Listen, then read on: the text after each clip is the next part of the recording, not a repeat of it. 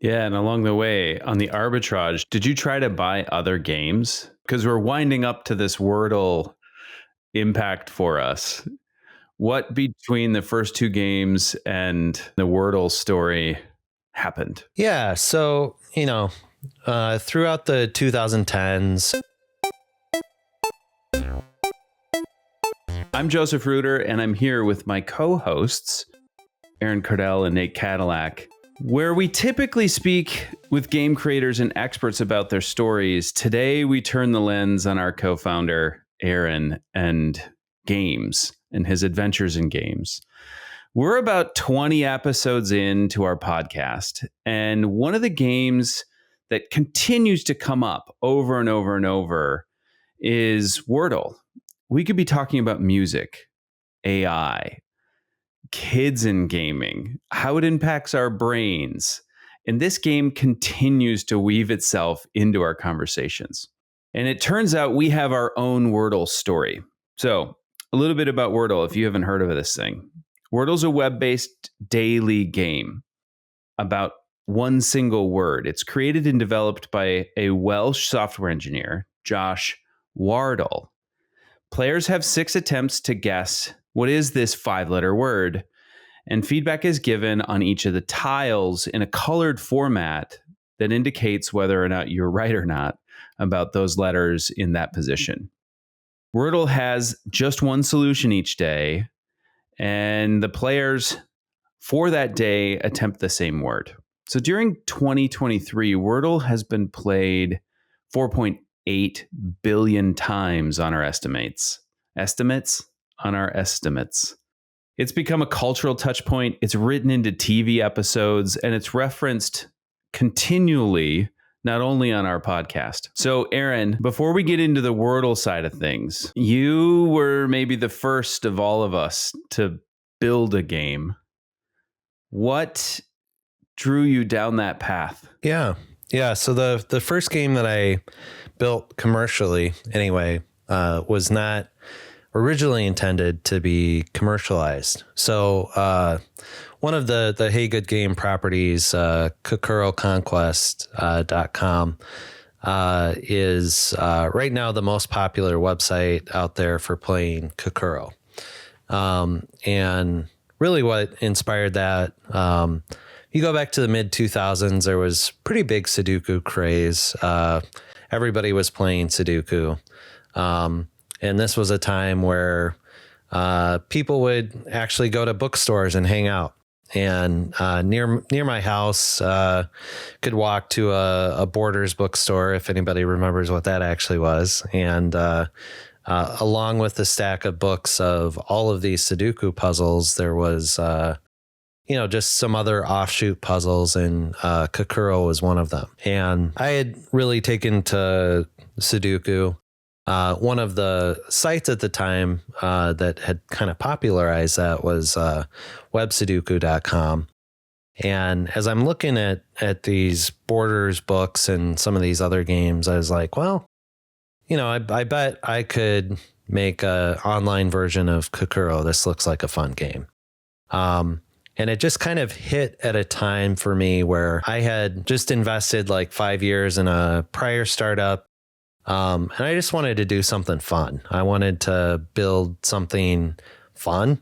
And so I made my online version of Kakuro. No intent to monetize initially. I just wanted to see if I could do it. And that's what got me started down that path. Super fascinating to think about Sudoku driving. That was a craze. I had books. Little pen, when I graduated from the pencil to the pen, I knew I was getting better at seeing the patterns, right? How once you put Kakuro up, how'd it go? Yeah, I mean, it was, I just put it up on a web host. Didn't really think much of it. There were really 2 aspects of that. I made a puzzle generator that would actually generate the puzzles. And then I made the puzzle player, which was the online player. And really just kind of got it up. And, I was 2006, 2007 that the first iteration of that was up. I would say over the next 2-ish years or so, it kind of quickly shot up to, consistent like number 2 in the Google search results if you're searching for Kakuro. And so kind of got a steady following. And like I said, I never initially intended to monetize, but what kind of altered my thinking on that was later in 2007, I actually built another game, which couldn't get off the Conquest theme, called that one World Conquest. And what World Conquest was basically a slight knockoff of the Risk board game, but on Facebook. And so you could play on Facebook against your friends, Risk. And I immediately put on ads on that because that attracted quite a following pretty quickly. Actually ended up selling that 4 months after I built it to SGN.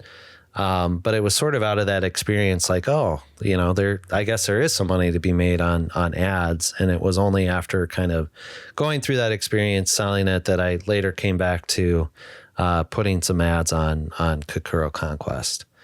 But yeah, it was just a slow and steady build over time. I've always wondered about the Conquest theme. Was that chosen just because it was an available domain name? Like how did that come about? Good question. I have no idea. World Conquest as a Risk knockoff makes way more sense than Kakuro Conquest. I think probably had a thesaurus out someday and was just like, what are things that could go after Kakuro and still be a .com? But it stuck. I'm curious, like how that advertising in the late 2000s is different from today, and what did you learn from that experience? Well, I think there were things to learn both on buying ad traffic or buying traffic through ads and having traffic on your site. So back to the other game for a minute, like one of the ways that I quickly grew the audience for the World Conquest game on Facebook was actually buying Facebook ads. And it's insane to think about this today, but back then, like you could, like for anywhere from 1 to 10 cents a click, get people to your Facebook game. And so like there was this arbitrage, like you could literally get people to your game cheaper than you were monetizing them on the other side. While it's theoretically possible to do that today, we're just in a very different environment. It's very competitive. It's super hard. There's so many data scientists today, like the idea of buying traffic to have a positive arbitrage on a game today is just, it's night and day different. The other thing is, I think back then for most games, or at least most people in my position, it was really like you had one option. It was AdSense, and like bulk of the AdSense traffic was really like text ads. You would maybe see occasionally like a display ad come in, but it was so much, here are your 3 text links right alongside your game. And that was kind of the bread and butter of what Google was doing at the time. And it just kind of evolved over time from there to have, these days, like we get emailed all the time by ad providers wanting to work with us on our ad strategy and, just a lot of other options that are kind of more open to, small to mid-sized game creators that weren't available then. So you're making games. Somewhere along the line, you put in like a contact us form, right? And people started whipping emails at you. You're like, oh, take the form down. Like, what keeps you engaged in games outside of like the puzzle? I heard at the beginning, I wonder if I could do this. Oh, I can do this.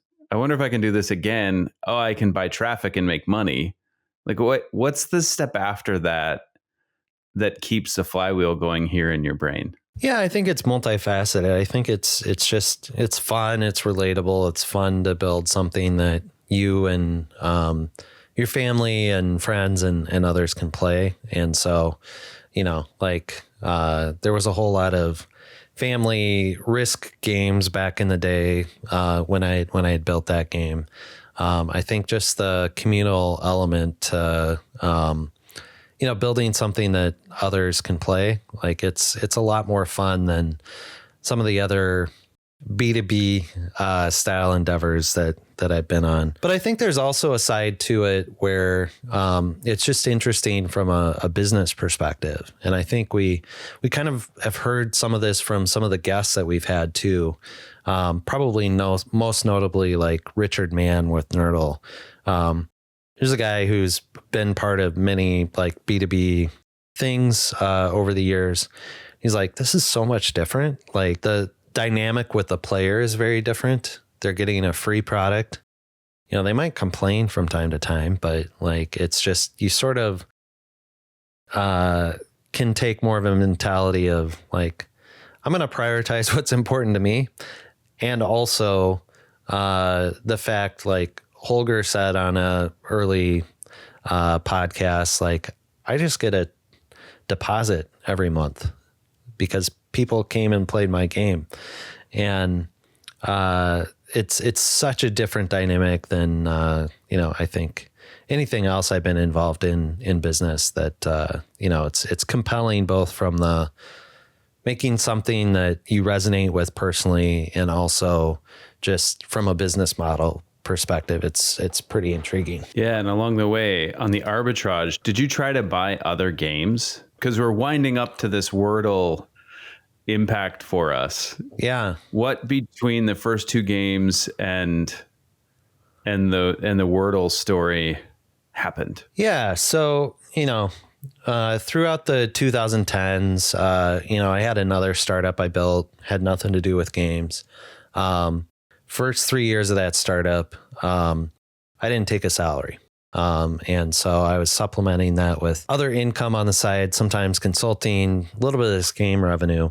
And I think what became clear to me by like 2012 is it wasn't a full salary replacement, the Kakuro income, but it was steady income and it was reliable income. And it actually helped me personally fund a lot of that other startup experience over time. And so that was when I began to build up a little bit of a thesis of, boy, it'd be nice to just own some more of these properties. And so that's really kind of when I started down this journey of like, I'd really like to buy more of these games. As a developer, a creator myself, there's always like, oh, I could build more, but kind of had a core focus on my primary startup. So I didn't feel like I could invest a ton of time in just thinking up the next game. So I really started thinking about, well, what games could I go acquire? And so I've had quite a few outreaches over the last 12 years or so. But like one of the first ones I went back to was because I had so much respect for websudoku.com, just trying to reach out to Gideon over there to investigate a potential sale of that property. I think he was pretty happy with how it was going. And, we exchanged a few back and forth pleasantries over time, but just never quite went anywhere. And, so fast forward to, January of 22, that's really when, I saw Wordle taking off in a big way and immediately knew like I have to make a run at this. And coincidentally, it was just sort of perfect storm of timing. I had sold kind of my primary startup that I had been working on in mid 21. So while I was still kind of a little bit occupied, like post sale with some of it, like I had a little bit more capacity, I had a little bit more cash. And so there was more of a, like, I should really take a run at seeing if I can buy Wordle. So to give context, Josh Wardle launches Wordle in October of 2021. It really takes off in popularity in November and I think even early December when he kind of adds in the social sharing aspect. And so between the 3 months, like that game takes off, and when do you send, what are you thinking like in that time, like that moment where you want to reach out to Josh to see if there's like some opportunity here? What's going on in your head in this space and time? Yeah, I think there was probably a moment in late December around the holidays, maybe, very first part of January 22, where, I've been a pretty active Twitter user for a long time, maybe a little less these days, but, you just started to notice, like on Twitter, on the moments I was on Facebook, like all of these shares of people sharing their scores, and you could just see something taking off. And then, me playing the game, there was just kind of a delightful experience of, this is a really well thought out game, and it seems like there's something really unique here. So it was kind of noticing those things. And then having, I think I had spent a little bit of the prior summer building up a database of like hundreds and, now in the thousands of games that I might want to potentially go buy. I'd built up some techniques about looking at traffic on SimilarWeb and just some different things. So, I kind of immediately like go look at, well, how's this game really doing? And you start to see like, oh my goodness, this is just like taken off in a huge way, unheard of numbers, like on anything that I had seen before. And so it was, I dug up a bunch of records before we recorded this. Was Saturday, January 8th that I had 2 bits of outreach that day. First was I called a domain broker who owned or represented the owner of Wordle.com, the domain name. And the second outreach was directly to Josh Wardle. And if you're wondering why I did both of those on the same day, it was really, so a lot of people may not remember this at this point because it's now at NewYorkTimes.com, but Wordle at the time was hosted on Josh's personal website, which was like powerlanguage.co.uk. And I just, I knew that was probably like a personal domain name he probably wouldn't want to part with. I also just didn't think it was a really great long-term home for the game. So I was already like trying to think a few steps ahead. Like if Josh is actually willing to sell me this, I'm going to need a different place to host this. And I'm going to front run this and get in front of like buying Wordle.com as the new home for this. So I want to already have that worked out if Josh is really willing to sell to me. So that was kind of what kicked it all off. And you have to think in Josh's mind when he launched this game in October the year before, like, sitting on his personal website, not expecting anything. And so it's kind of a fascinating time because it exploded so quickly in those 3 months. And you're already thinking about potentially giving him an offer. So what happens next after that? You send out an email to Josh, and then you send out an email to the broker. What do you send to? Well, you send to the broker first. It sounds like. Did you make an offer on the .com at that point? So I've got some email records. A lot of it was in phone conversation, but I think what the domain broker came back with was I probably came in with what I would have considered a lowball offer for the domain name, which was probably low 5 figures. And I think he kind of came back over the phone. Well, the seller of the domain name is thinking low 6 figures for the domain name. And so I kind of was slow playing the domain acquisition because along the way, like I actually had zero intent. There were a lot of Wordle knockoffs happening around this time, but it didn't seem right to me. Like it would have been very easy for me as a developer to create a Wordle knockoff, to buy Wordle.com and host my own Wordle game there.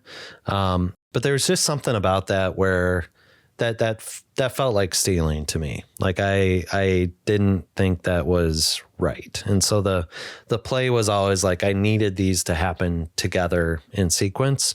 So I was slow playing the domain acquisition, but I did go back at one point and I offered $60K. And it sounded like we were getting close to a point of maybe being able to settle on a number for the domain name. But also looking back at this, like I had several outreaches to Josh, some by email, some by Twitter DM, over a multi-week period here. And unfortunately, I just never got a response from Josh.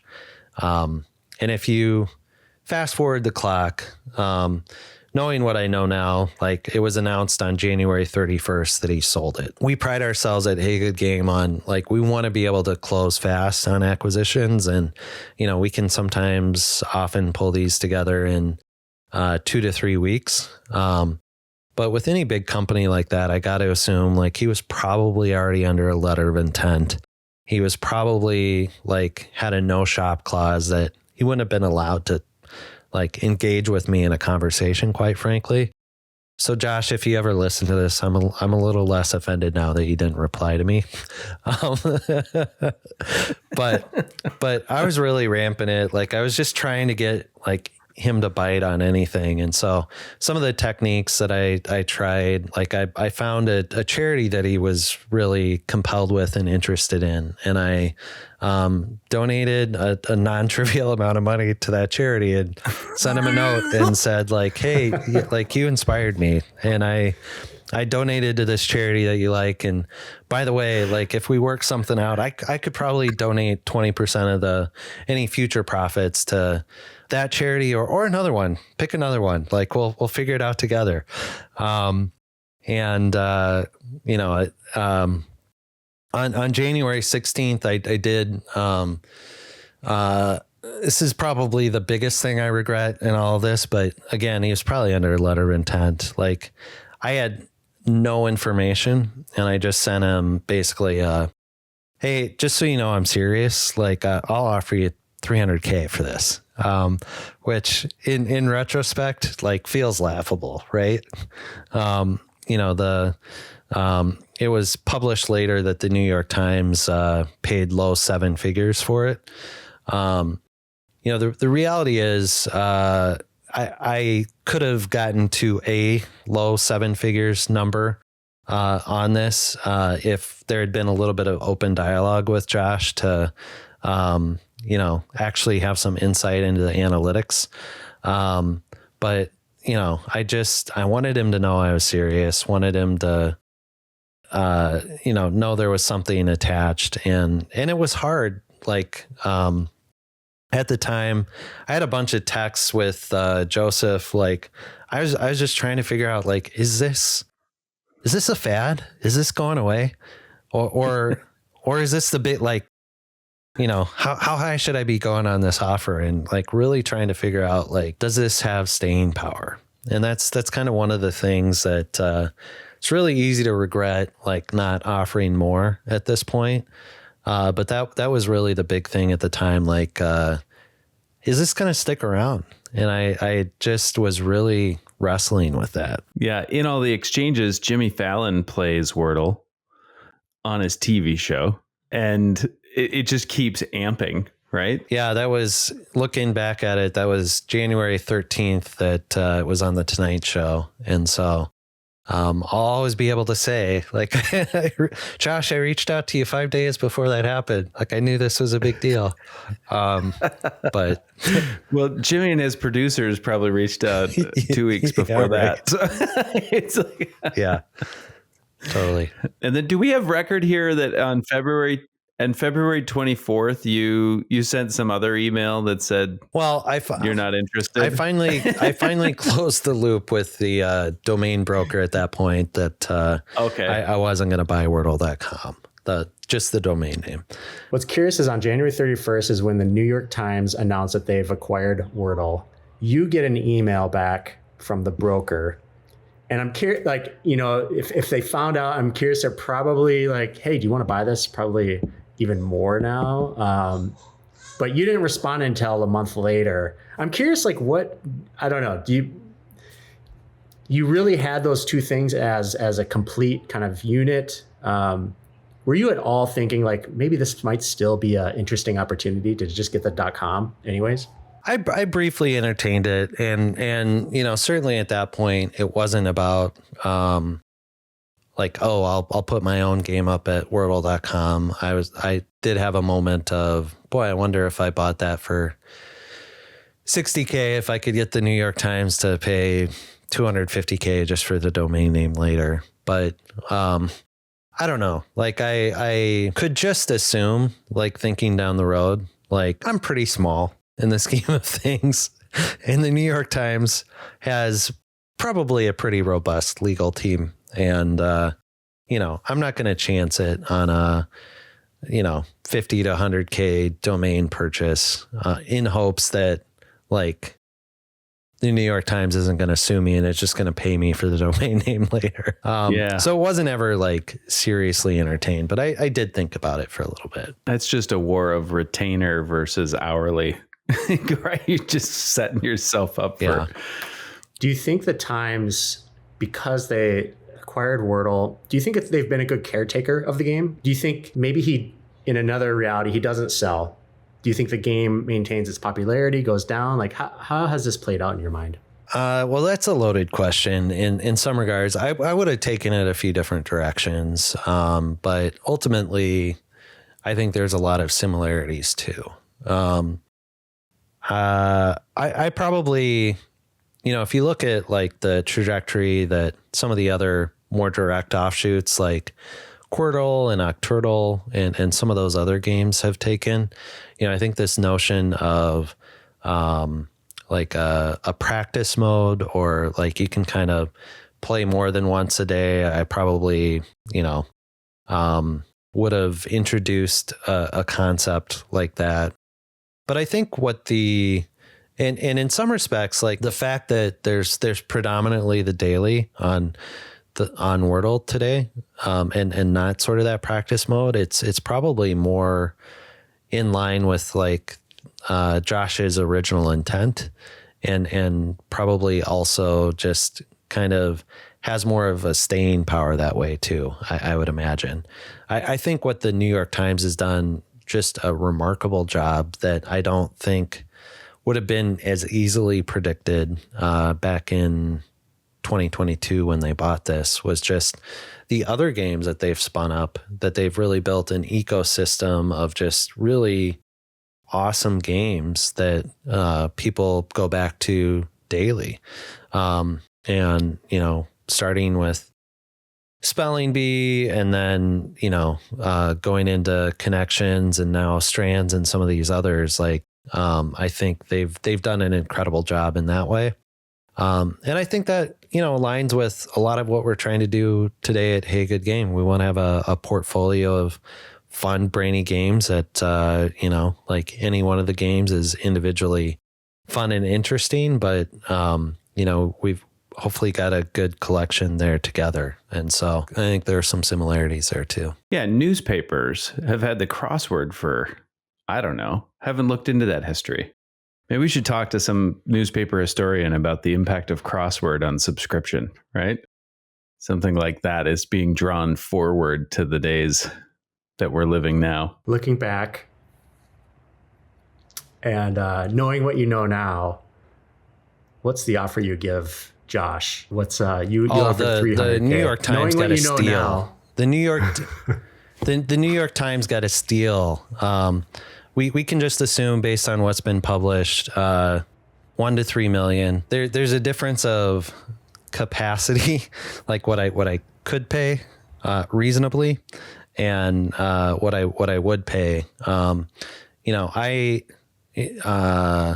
Without sharing too much about my personal situation, like it would have been a stretch offer for me to get to 5 million back then. But unequivocally, I would do that all day long. I think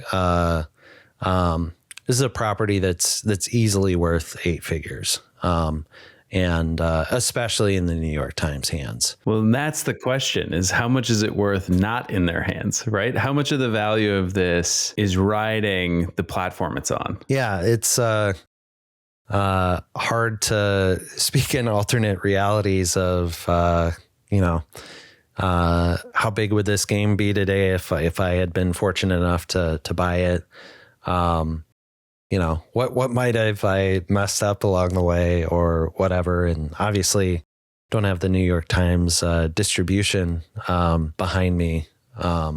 It's so hard to say, but game is without a doubt bigger today under New York Times ownership than it would be under my ownership. And I'd be posturing or full of bluster to think otherwise, but I do think that the game has so much staying power itself that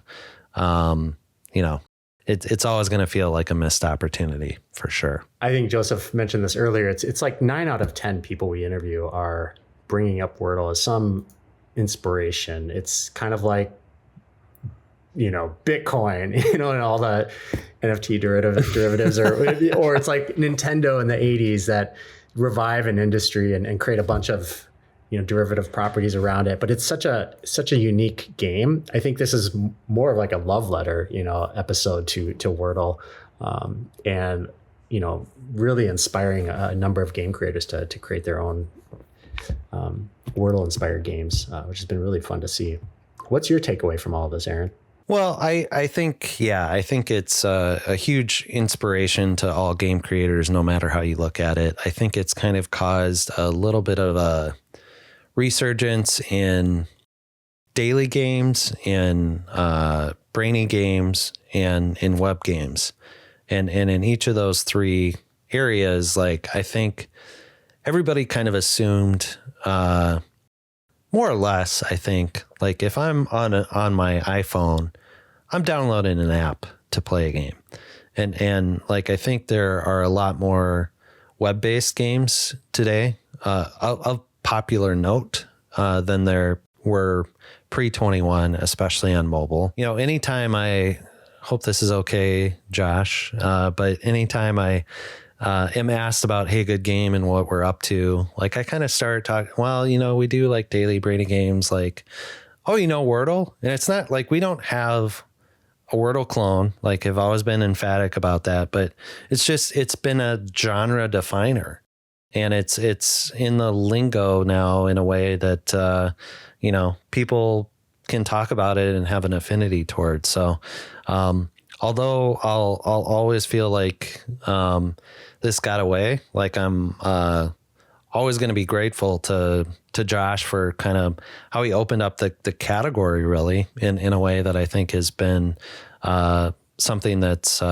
risen tides for everybody. So that's been pretty cool to see. I think that's so true. The tide has risen on games, and Wordle played a giant role in that. It continues, and I anticipate it coming up over and over and over again as we continue to chat with game developers, those that had made their first game as a result of seeing Wordle, or those that had games in play and have used the increase of activity and interest in daily Brainy games as some kind of a provocation to make their games better or different or change or you name it. And to the extent that games help all of us kind of jump out of yourself and play a game and allow yourself some time or some respite or the opportunity to see your own thinking happen, we're all better for it. So thank you, Josh. Thank you, Aaron. And sorry I didn't get the game, man. Maybe you get a call now or a reply. Josh, if you're listening, I'd love to chat. It'd be great on the record, but off the record would be good too. There's some NDA that's got an expiration Aaron in it. Aaron at hey.gg, AARON at hey.gg. DM me on Twitter. I'm here for you, buddy. Maybe you cannot reply this time. Okay, thanks for sharing, Aaron. All right. Thanks, guys. That's the pod.